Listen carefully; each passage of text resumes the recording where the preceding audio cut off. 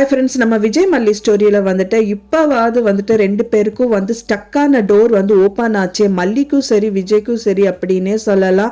இந்த அறிவு வந்துட்டு முதல்ல இல்லாமல் இப்போ தான் ரெண்டு பேருக்குமே வந்திருக்கு. இன்னொன்று இப்போ தான் அந்த நேரமும் வந்திருக்கு அப்படின்னே சொல்லலாம். ஸோ இத்தனை நாள் வரைக்குமே ரெண்டு பேருமே ரெண்டு சைட்லேயும் வந்துட்டு சஃபர் ஆகிட்டு இருந்தாங்க.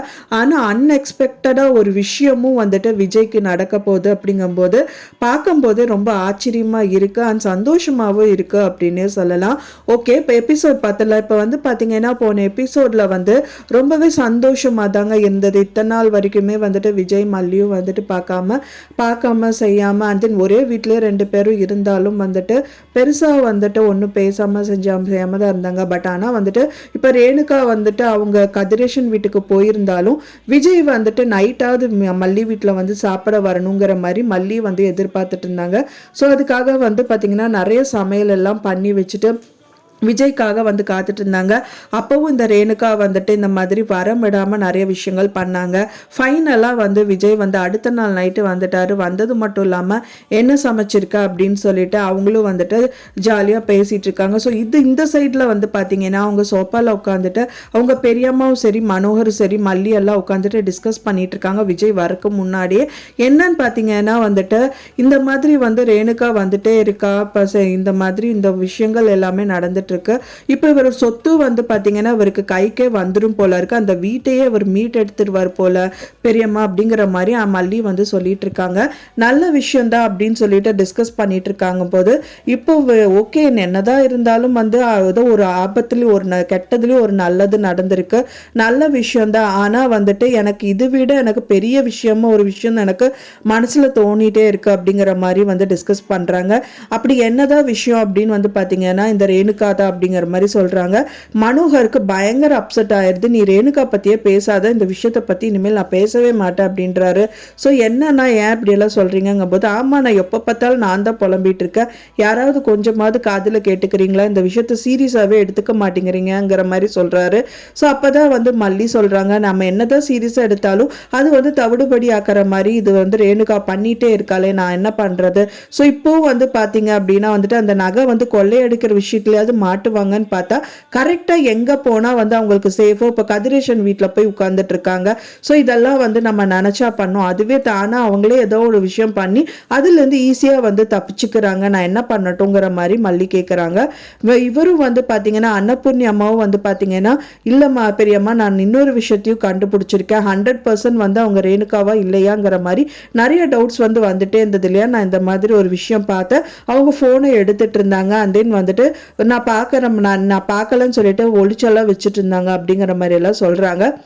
என்ன புள்ள லூசுத்தனமா இருக்க, நீ பார்த்து இல்லை கையோட அவளை வந்து பலான்னு ஒரு அரைஞ்சு அவளை கூட்டிட்டு வந்து மாட்டி கொடுத்துருக்கலாம்ங்கிற மாதிரி அவங்க பெரியம்மா சொல்றாங்க.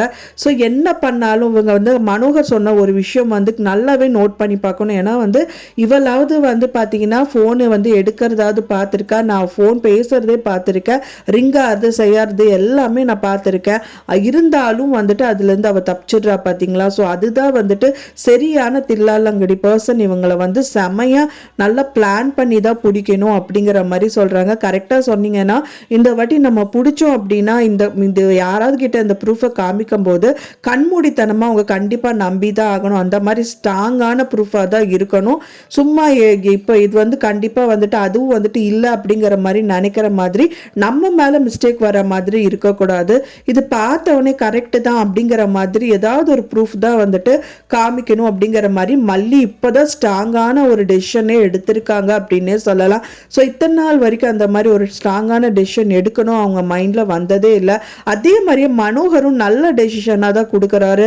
என்ன கொடுக்குறாரு அப்படின்னு பார்த்தீங்க அப்படின்னா சரி டிஎன்ஏ டெஸ்ட் தான் எடுத்து பார்க்கணுங்கிற மாதிரி சொல்றாங்க. டிஎன்ஏ டெஸ்டா என்ன சொல்ற அப்படிங்கிற மாதிரி சொன்னாங்க. மரபணு வச்சு டெஸ்ட் பண்ணா மட்டும்தான் இந்த விஷயத்துல இருந்து தீர்வு கிடைக்கும் அப்படிங்கிற மாதிரி சொல்றாங்க. ஸோ அதுக்கு பிளட் எல்லாம் என்ன பண்ண முடியும், பிளட் எல்லாம் நம்ம என்ன உரியவா போறோம், இவ ரேணுகாவோட பிளட் வேணுங்கிறது கூட கிடையாது. அவ தலைமுடி இருந்தா போதும், அண்ட் தென் கதிரேஷனோட முடி இருந்தா போதும். இந்த ரெண்டை வச்சுட்டே வந்துட்டு நம்ம கண்டுபிடிச்சிருக்கலாம். ஸோ இதுதான் வந்து ஸ்ட்ராங்கான ப்ரூஃப், ஸ்ட்ராங்கான எவிடன்ஸு. ஸோ இதுலேருந்து கண்டிப்பாக அவங்க வந்து தப்பிக்கவே முடியாது அப்படிங்கிற மாதிரி சூப்பரான டெசிஷன் தான் எடுத்திருக்காங்க.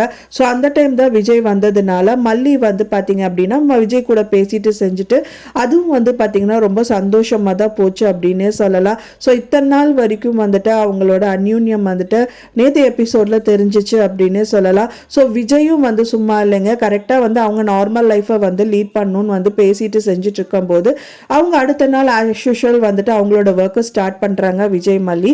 ஒரு கால் வருது விஜய்க்கு. அது வந்து பார்த்தீங்கன்னா அவங்க அக்கா சைடில் இருந்ததா அப்படின்னே சொல்லலாம். அவங்க அக்கா வந்து பார்த்தீங்கன்னா விஜய் நான் உங்ககிட்ட ஒன்று பேசணும், வீட்டுக்கு வரையாங்கிற மாதிரி கால் பண்ணுறாங்க.